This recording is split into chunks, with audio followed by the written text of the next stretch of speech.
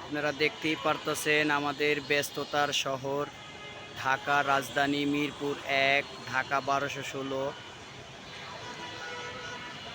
রাত্রের দৃশ্য অনেকটাই সুন্দর লাগে। দিনেও সুন্দর, কিন্তু দিনের থেকে বেশি সুন্দর হলো রাত্রে।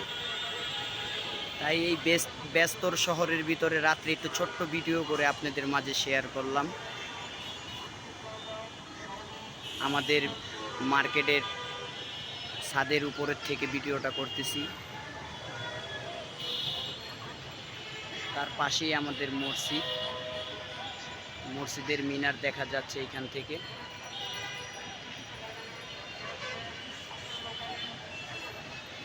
আর ওই যে সেই গুলচক্করটা দেখা যাচ্ছে, সেইখানে ছিল আমার দাদার পুরান বাড়ি পাকিস্তান পিওটে।